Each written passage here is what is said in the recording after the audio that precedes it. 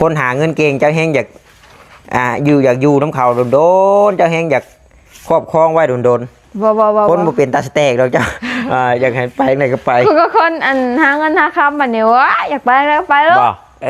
คิดนี่เนาะตัวเนาะถาเบิ้งของคนขี้ข้านเลยหามัดไปนะพวกขี้ข้านเลยให้คักนอนน้ำกันสเปกสเปกเลย8-9 โมงเนี่ยวถ้าตื่นสเปกเลยโอ้ยเนาะก็คนดูดิได้ประชันรีแม่เนาะน้ำตาเช็ดหัวเขาน้องเตยล้มก็ไฟเลยอันนี้ชี้เด้บอFCเพิ่นกะรุ่นรีได้น้อยเลยบอแม่นว่าเซลไทยเจ้าดอกไม่ว่าจะFCเนี่ยก็รุ่นคือกันแล้วเจ้าก็อ่านเบิ้งน่ะมินนะจำว่าเจ้ากับน้องนิวนี่ป้อเด้อพ่อมเป็นไงสมมุติ50 คนนี่สิมีอยู่ประมาณ3 มิลนี่แหละบ่เห็นดีนำกายหันนี่นิ้วหน่อยนะนิ้วหน่อยใบเท้าก็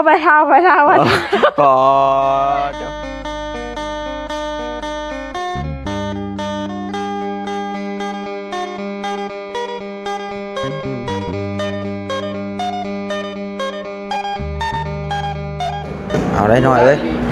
ขากได้หน่อยบัดมันวับมันวุ้มบัดโคตรพอชาได้ภาษาเอาไม่ได้ไปหาพ่อยมากวดเลยเช็คงานอีกก็ได้พี่น้องเนาะ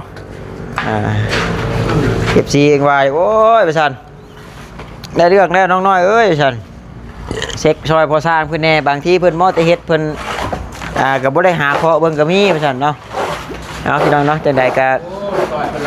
ขอกราบทักทายสบายดีเด้อพี่น้องเด้อเนาะ FC กันเบิร์ดสุขุทุกคนพี่น้องเลยปล่อยทางฝั่งเราฝั่งไทยต่างประเทศนะเนาะก็ยินดีต้อนรับเข้าสู่ช่องของบอตาบ้านเฮาคือเก่าพี่น้องเลยส่วนกระเบื้องก็ยังอยู่แก๊สปลายพอดีอีกชอบนี่นะเนาะอีกชอบนี่นี่เด้ตัวใดมันบทท่านนี่เจ้าก็ถูกอีกเนาะสบายดีเด้อเนาะสเปรไม่ใช่เลยเซเล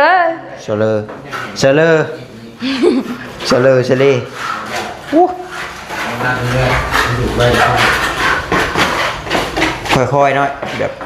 บ่ต้องบอลูกให้มันชุดเลยโอเค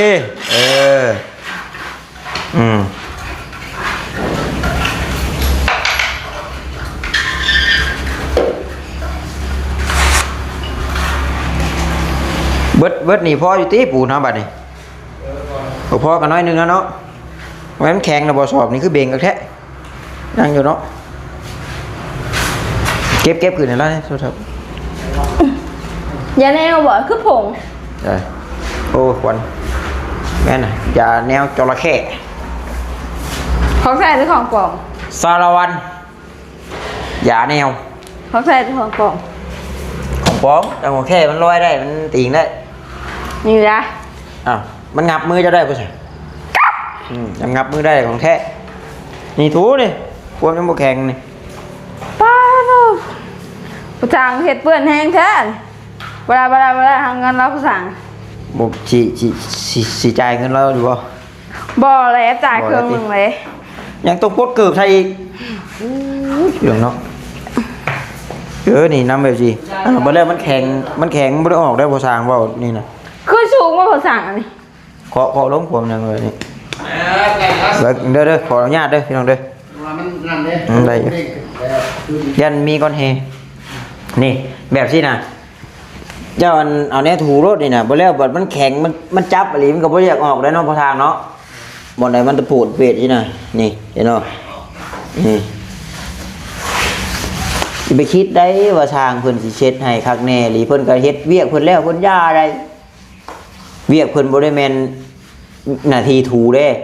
เพิ่นเก็บรายละเอียดให้เล็กน้อยเพิ่นก็ย่าแล้วตัวมันเหลื่อมมันงามนี่เพิ่นให้ถูเองเด้เฮาก็บ่จ่ายเงินครับน่ะแต่อยู่ไทยบ่ได้เด้อยู่ไทยงานบ่ละเอียดเพิ่นบ่นี่แต่ว่าบ้านเฮาเด้บ่ได้พี่น้องเนาะมีอันนี้ก็ผู้และปูเสือปูมอนแล้วจังบ่เห็นใช่นี่บ่สั่งแกะกินบ่ปูมันบ่คือกระดาษเตียงกันนี้พี่น้องเนาะเชือกนี้เตียงจ้างอ้ายเด้อได้เตียงเสียเตียงเล็กว่าเตียงเล็กที่เฮ็ดให้ เด็กเล็ก สิชื่อเล็กเฮ็ดให้อ้าวเล็กก็เฮ็ดได้อยู่มักมีอันหัวเตียงที่นอนได้ก็เฮ็ดได้กันอะไรกะได้อยู่ว่าสิลองอันชื่อมาเฮ็ดอยู่ดอกเนาะ เอ็ดนี่ฮะแล้วให้ น่ะเมียบ่มักไอ้มีแบบในหัวอยู่แต่ว่าอยากได้ตู้อันน่ะอันหยังก็ใส่อันไปโทรศัพท์ไว้วางโทรศัพท์ไว้วางหันวางนี่ก็เอาก็ซื้อไม้อัดนี่แล้ว มาเฮ็ดเอาถึงหัวเตียง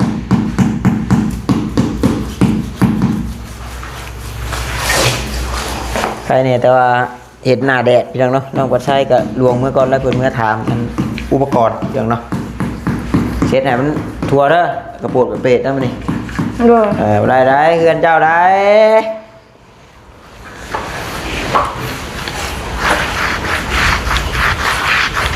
เถอะเนาะมีแห้งเด้ลมช่วยๆช่างแล้วว่าสอบ 2,000แล้วว่าแต่บ่พากันแหกเจ็บดีว่าฉันก็ได้กาแฟย้อนเด้เพื่อนเจ้าประมาณเบิดแจ็คเก็ต พอไล่พื้นก็ 7ฮะ 7 คูณ 8เลย 7คูณ 7เท่าไหร่จ้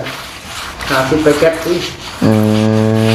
เจ้าพื้นไหนพาข่างไม่ไล่ โอ้พาข่างไม่ไล่ ไว้อัน70แก๊สคือสิบ่อยู่ละเบิ่งคนนี้ โอ้แบบว่าทำเฮาฮู้ความยาวความกว้างของเพื่อนแล้วเฮาไปให้ทั้งห้านเพิ่นไล่ให้ก็ได้ติเนาะ แม่นๆฮู้ละ คือแล้วจ้ะคือแล้ว เพื่อด้านช่องแก๊ส เพราะว่าบอต้าก็อยากซื้อทอดไว้อยู่ได้พี่น้องเนาะเอาก็รู้เฮาสิซื้อทอดไว้เทื่ออันสิเป็นหยังเทื่อแก๊ส2แก๊สเนาะถ้าเฮาซื้อปุ๊บบัดเดียวแล้วมันหนักได้บ่ก็โลมันบ่ได้แข็งคือปูนเด้เฮาซื้อโฮมไว้ก็ได้อยู่ แล้วภาษาได้เทพื้นกับคอไว้ยาบ่ได้บ่เทกับคือแซมมาซีมันชื่อบ้านตอกๆไปพ่อเมื่อย เพราะว่าปงเยี่ยมได้แล้วพี่น้องยังจะบานยังจะใบมันยังจะใบประตูได้แล้วเนี่ยละ อยู่กันเลยกระลม ได้ใช่เรียบร้อยเบิดที่เหือนชานฮะยังบ่ใช่เอาใช้ว่าห้านสอมแปลงนะโมเมนต์บ่ผมว่าเฮือนเชิงห้านสอมแปลงเมื่อก็แม่มึงห้านสอมแปลงบ่ถ้าเชิงนี่เนาะ เพิ่นบอกพี่น้องทั้งแม่เฒ่า สรุปตอนเช้าเลยสร้างหลวงขี่มาซ่อนเอาสร้างเงาบ่ได้เพิ่นบ่มากจังมากก็บ่ได้มากเลยเพิ่นบ่มาสู่ไว้นำเพิ่น เด้อบอต้าเห็นใน TikTok พี่น้องเว้ยเรื่องติดกะโหลนะบางคนก็เอาไปแช่น้ำได้กะโหลนะ นี่ก็แซ่ว่าสิเศร้ามันจะบ่จักดีมันอย่างนี้ แต่ถ้าว่าเฮาแช่น้ำเลยมัน บ่แง่นขึ้นบางทีเฮาวางไปมันไม่ได้ดิ้นขึ้นแซ่เกียบสั้นหน่อยสั้นไว้เฮาคอยจะเฮ็ดเวียกเฮ็ดดอก บ่นี่ก็เห็นใน TikTok พี่น้องเนาะเป็นอะไรเนาะ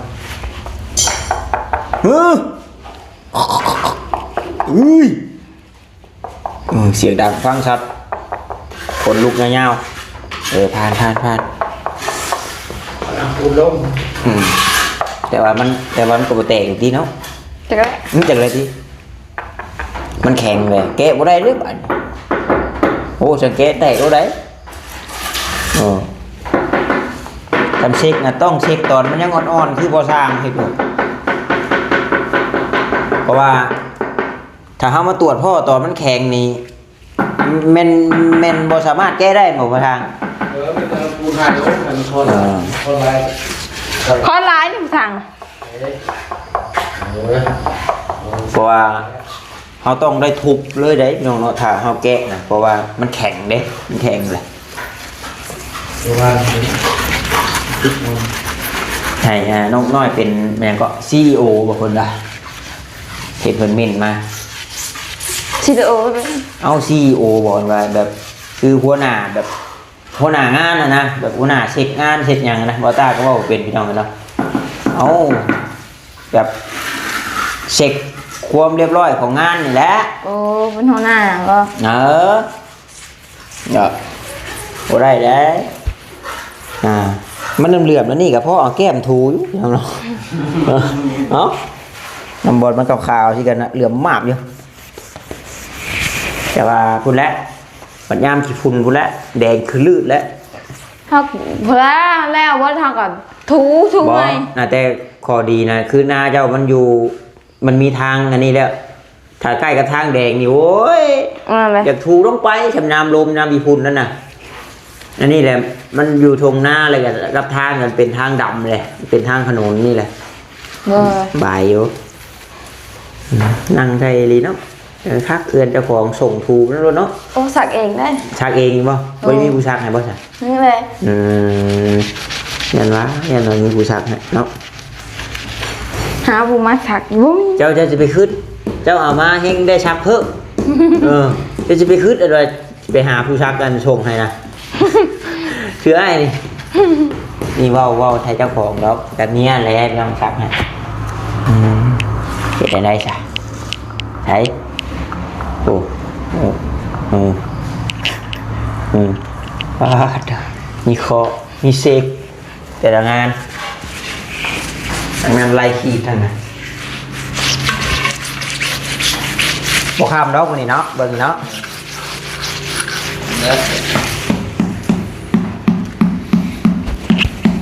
ปุ้งเลย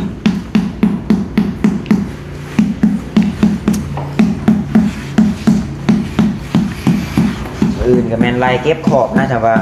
มากันเนาะเก็บขอบแต่ว่าเราต้องเตรียมรถแบบนี้เนี่ยตัดกะโลแต่ตัดอยู่แล้วเนาะเพราะตาเห็นมันเป็นแบบคือหินเล็กไฟเลยเป็นเอากิ่งถีบแตกแพงบ่พอจางอันนั้น ว่าใครสั่งน้ำเพชรน้ำลายคือว่า200,000 บาทเป็นมาส่งสั่นนี่แต่ตัวยุ่งเป็นล่าง7-800,000 โอ้ตัวนี้เป็นล่างนะขาบนเครื่องตัวสมอด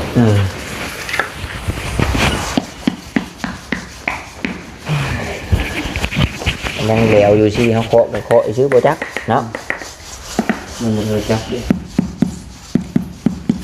มึงเด้อเบา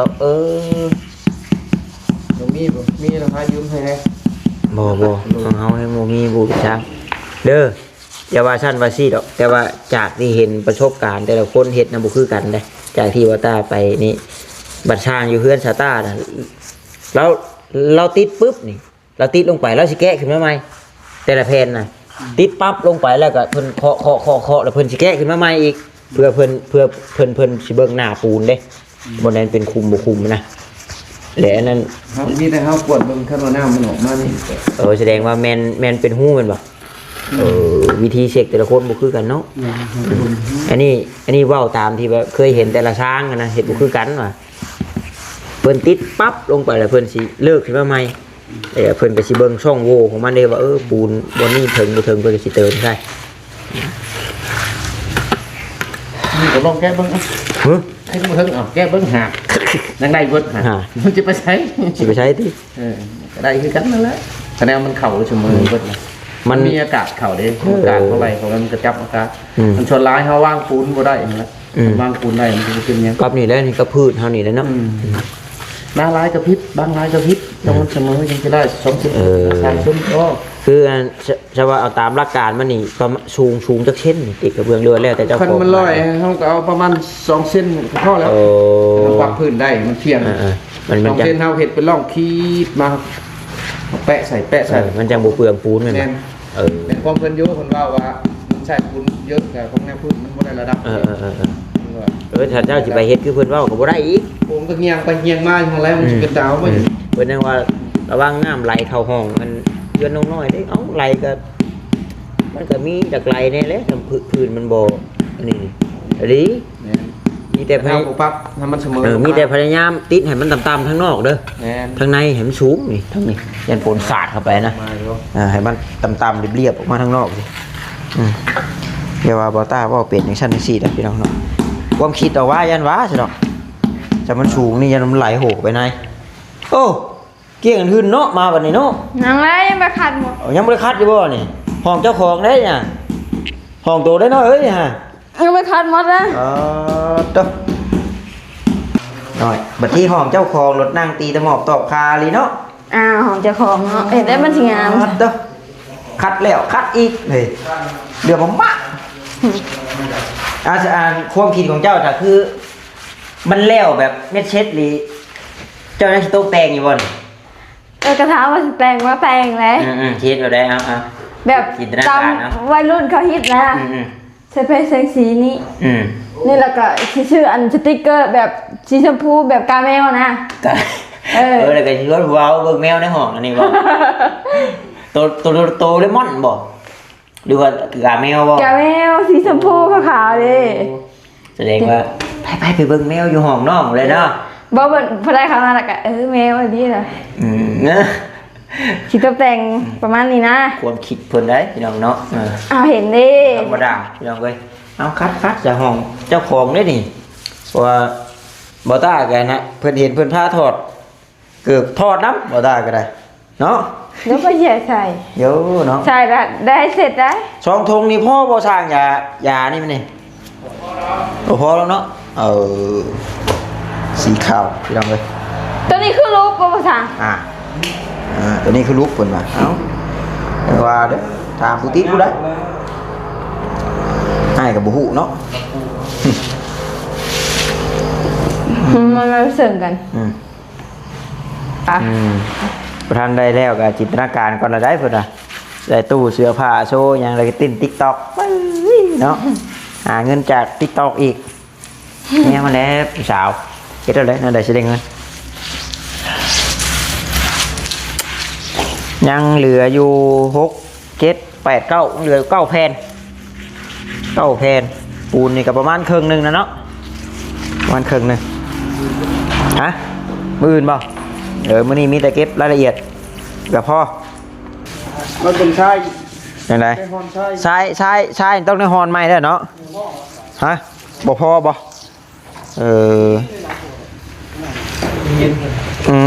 ใช่ครับนี่เพื่อน้องๆช่วยกันบอกเพื่อนๆ พี่น้องเนาะว่าง่ายๆถ้าเป็นไปได้เอาย่างละรถผู้เนาะพอบ่แห่ชายย่างละรถ แต่ว่ามันยินนี่ดีลายเนาะบ่ลายกับประเทศกันเปื้อนเด้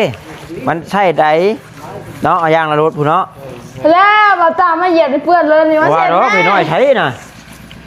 ว่าดอกเหยียบนี่ชื่ออะไร เยอะมันเปื้อน บุกล้าเข้าแล้วเอายาแล้วปัดกระบาด ปัด มันก็เหลื่อมอยู่แล้วเนาะ โอ้เหลื่อมแล้วเนาะจำเช็ดเห็นบ่ ชักแท้มันรู้ได้ก่อน ฮะ เหลื่อมอยู่ โอ้ เหลื่อมเนาะเหลื่อมบ่มั่นใจมีเซ็กอยู่เลยงามแล้วหน่อยบริเหตุอย่างไรได้เห็นงามมีแต่ลูกมีแต่เช็ดมีถูอยู่บนไปทำมาหากินอย่างแล้ว ไปเด้อน อนเผาเพื่อนใหม่ดิ โอ้ เปลี่ยนใจแล้วบ่บ่อยากไปแล้วบ่ทำงานอ่ะ ตกแต่งแล้ว ยอดนะเนาะพี่เด้ทางนอกมันเด้ บ่แล้วยังบ่แล้ว ยังบ่แล้วบ่ตัวน่ะ ไปช่างแล้วเสร็จไปหาล้างถ้วยกันแล้ว จะไปล่างใช่เมื่อป้าแล้วเมื่อคำแล้วขี่รถจักรพี่น้องเนาะเล่นผีปุยแต่เกาขี่กับมีหมู่หลายคนเนาะไอ้คนเดียวห่อโมมี่แหละเมื่อป้องกันบ่ใช่มายังหน่อยเอาเฮ็ดยังเดี๋ยวนี้คือจมก้มครับก้มแน่แท้อย่าบอกได้เห็นมันแตกนี่กันสีให้พอช่างเทคนี่ คือก็รีบวัวปู่ ฮะค่าสีมันก็เข่าอยู่ตีเฮ้ยนี่ถ้าเป็นไปได้นั่นเป็นไปได้นั่นเอาแนวมาคัดพี่เนาะสร้างรวงนี่เอาแนวมาขูดมาอย่างออกตามไปสิอะไรได้ แบบนี้เนาะ ถามว่าสร้างเพิ่นเฮ็ดบ่เพิ่นเฮ็ดแต่ว่าถ้าเฮาอยากได้ละเอียดเฮาก็เจ้าของเฮือนนี่แหละเพิ่นก็ถูให้อยู่แต่ว่าในขณะที่เฮาบ่มีเวียกเลยถูเช็ด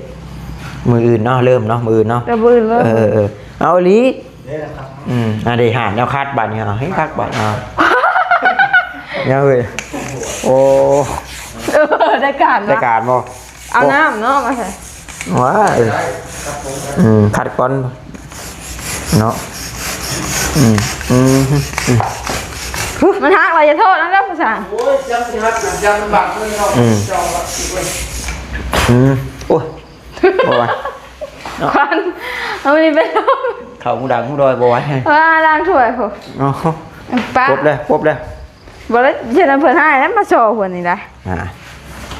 บ่ว่าไผเด้มาเว้าหันเว้านี่อยู่ พอตีก็สิตีแค่นั้นเอาภาษา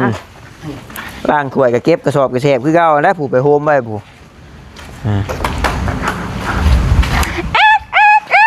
อื่นเราพอกระเทิน คือแล้ว บ่ติดมันเสมอพี่โดด เช่ มายังเด้บัดนี้ยังน้อย แล้ว บ่มันยังเฮ็ดสะอยู่นะเฮ้ย มาเช่ โอ้หมุดเด็กน้อยมันก็บ่ญาติเนาะเด้นี่นะอันไหนเว้านะต้มหน่อไม้อยู่วานนี่เล็กลักเนาะนี่มันสิเข้าขี้เมียงบ่เลยไหม้จนเอ็นบ่เลยนี่ไหม้กะ เขาอื่นจะเก็บ มื้ออื่นเก็บทอนไว้จับเจือได้บัดไว้เฮ็ดของน้ำยังได้ใช้อยู่ได้น่ะได้ใช้ได้ไหม้แบบบาปมันน่ะมื้อนี้เก็บได้มื้ออื่นบ่ได้เด้น้อยไปเอาไปเชื่องไว้ยังน่ะมีคนไปจ้ำไปยังบ่จัก ท้องทำเสือเก็บมา อันนี้ได้เอาเลยพี่น้องเนาะแปลกๆแท้ระวังเด้อส่งเสือหน่อยเขารักเอาไปเชื่องอีกเด้อ เห็นบ่นั่นดิ มันแปลกๆได้พี่น้องเนาะรักส่งรักเสือกันนึกถึก เขาไปดมบ่ อย่าไปลง โอ้กินหลาย เก็บเด้อนี่เด้อเก็บไปโฮมไว้ แล้ว ได้เด้หาสุดท้ายแล้วก็ติดนั่นแล้วแหละกดบ่ได้นะว่าอยู่กระช่างปลาไปนอกก่อนก็ได้หน่อยยองเข้าไปเด้อ นี่เด้อ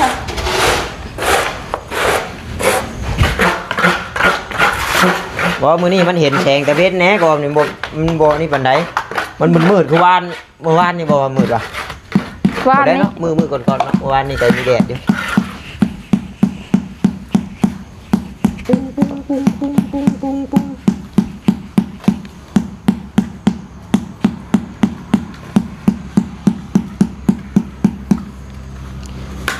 บันไดมันนี่เขาต้องได้ชื่อกันว่า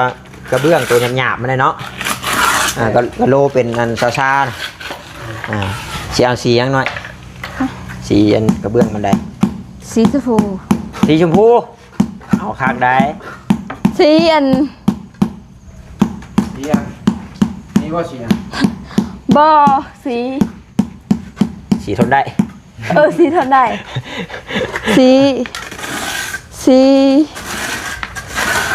สีแบบเป็นลายดอกไม้นะ สียังก็ บอกหัวบันไดนี่มันต้องเอาสีแบบมืดๆในได้เนาะสียัง ลายหินลายอย่างนั้นมันจะขาวๆแบบเดียวกันทีนะแต่ว่ามันสีมันชาๆได้ตัวน่ะเอาไปเอามือหนึ่งสิห้วยน้ำถึงนี่พลาดหัวแตกได้ นั่นเลย อ้าว เสืออยู่อันนี้ก็พ้นหัวตะมันก็ตึมเลย บอกตัวบนหัวนี่มันต้องได้ขึ้นไปทั้งหลังผู้ได้เนาะพอสร้างเนาะ ได้ขึ้นไป สิแก้ให้น้องเพิ่นอยู่บ่ แกจะรับซื้อเครื่องมายิงสวรรค์ไหมมาเขาจอดหูไหมยิงมันหมดเที่ยง เดี๋ยว เที่ยง เรา แว ก็เห็น เที่ยงก็พัวได้ เพราะว่าเห็น FC เพิ่นว่าให้พ่อสร้างขึ้นเบิ่งให้น้องเพิ่นแน่นะและบางทีเพิ่นก็ให้ค่าเอ็มร้อยอยู่จักหน่อยเนาะเจ้าของบ้านเพิ่นเองและให้ก็ ไม่ว่ายังดอกไม่ว่างถึงไหน บางเทื่อเพิ่นก็ถือไก่ถือหยังมาต้มก็มีเถื่อแม่นบ่ลูกท้องไปถาแล้วมาต้มไก่เนาะ อ้วนว่าอ้วนเว้ย อวดบ่ถึงแล้วติดเบิ่งเห็นเนาะมันก็เป็นบัดยามใส่เสื้อเชือกปงลงนั่น เสื้อเป็นบ่ว่าเรื่องบริษัทว่าอ้วนหรือจอย นี่เอาละแต่ชิได้นอนเย็น ปุกเอ้าใช่ว่าจะเก็บเฮีย อะไรเนาะ โอ้คือว่าคลิปนี้มันยาวเลยคลิปหน้าบ่ แล้วแต่ แล้วแต่ตีโอ้ยาวได้นี่แล้วเนาะ ยันเห็นประชาชนโลกเลยสิแล้วเข้าเลยครับ เดี๋ยวบ่หันว่าเพิ่นว่าสิบ่ปูก่อนนี่ก็เลยห่วย มึงก็เว้นบานพูดยิน เวียนอยู่ดิก็คือทำ ไอ้เนี่ยเว้นร้านเขาหยามเลย มันนี่คือมาตะเวน บัตรเมื่อคำบัตรให้แล้วสิยามนี้ ฟังเอาหน่อยบัตรได้ลูกได้ผัวนะโอ้ไม่ได้โชว์เด้อเว้ยยังไม่ทันได้บัตรมีนั่นลงข้างหื้อใช่อยากไปกันเลยบ่มีเต้นแต่งงานหมดแล้วส่งมาบ่มีเดี๋ยวน้องประธานเนาะคนที่เจ้าบ่มักเจ้าว่าฉันนะเจ้ามักเจ้าก็เป็นห่วงเจ้าก็เจ้าก็ห่วงคนหาเงินเก่งเจ้าแห้งอยากอยากอยู่น้ำเขาโดนเจ้าแห้งอยากครอบครองไว้โดนคนบ่เป็นตาสเต็กเราเจ้าอยากให้ไปไหนก็ไปคือก็คนหาเงินหาคำแบบนี้วะอยากไปแล้วไปแล้วคิดนี่เนาะตัวเนาะถาเบิ้งของคนขี้ข้านเลยหามัดไปนะพวกขี้ข้านเลยให้คักนอนน้ำกันสเปกสเปกเลย8 9 โมงเนี่ยถ้าตื่นสเปกเลยโอ้ยเนาะคนดูดิได้ไปชั้นรีแม่เนาะน้ำตาเช็ดหัวเข้าแน่นอนได้ครับคนดูแลเขาตื่นลูกสาวดิขี้ข้านนะฉันขี้ข้านตื่นของเขาผมขี้ข้านแหละจะเป็นมองหาลูกหากับขี้ข้านเนี่ยแบบว่าง่ายตื่นมาเลยมีผ้าเข่าย่อมาโลดให้คักเลยเนาะเด้อก็เราสินอนแล้วเห็ดกินมันจะขึ้นหูเลยจะว่าอย่าไปจัดดิเนาะตื่นมากกัน9 กิโลที่ประธานย้ำไม่รู้เหรอเนาะไม่ได้ดอกง่ายกับนอนบ่รับดอกคือเว้าแหละมันเจ้ายังบ่ได้เจ้ายังบ่พ่อพูนบัดได้ครอบได้ครัวผู้แล้วบาทหน่อยก็อยากเว้าลายก็อยากเว้าเป็นอันพิษอันเวียนไปเบิดแหละเสือโลดถามพ่อช้างผู้เพิ่นอาบน้ำห้อนมาก่อนเป็นพ่อช้างกลับคำไปมืดกะควบมากก็มากเลยกลับคำมามืดกับเพิ่นเป็นห่วงยังว่ายังหลุดยันล่างว้าวจับปีเมื่อคิ้วเมื่อตะเวนบริเวณเรียบพังผู้เพิ่นประสบการณ์เจ็ดแล้วเขาก็มามือวันคือขับแท้ว้ามันบดที่กันแต่จริงกับมันก็เบิ่งเวลาอีก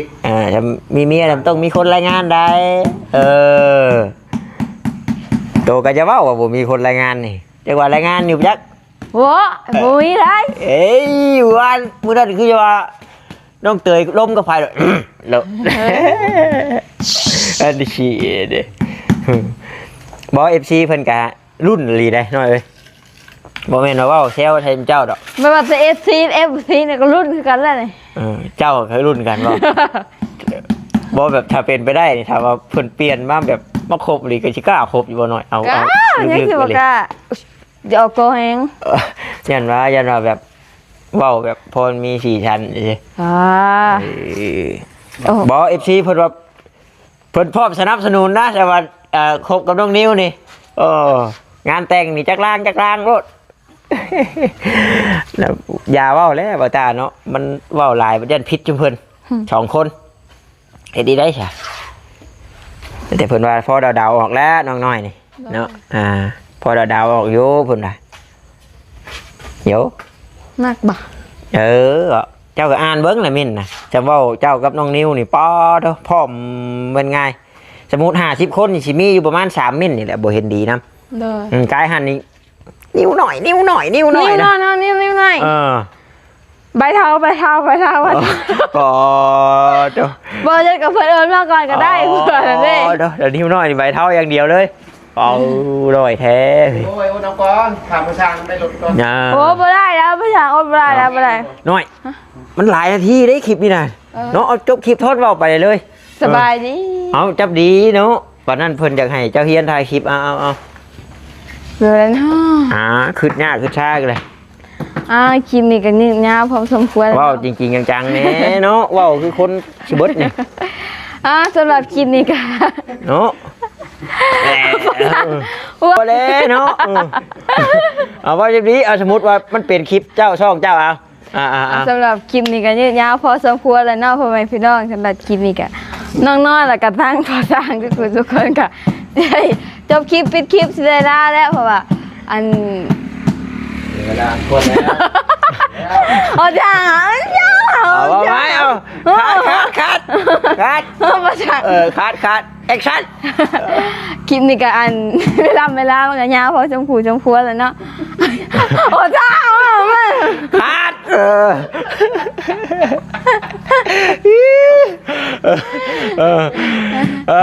แอคชั่น นางน้อยก็สิชดเจ้าคลิปปิดคลิปไปเด้อพ่อแม่พี่น้องรอรุ่นคลิปหน้าแล้ว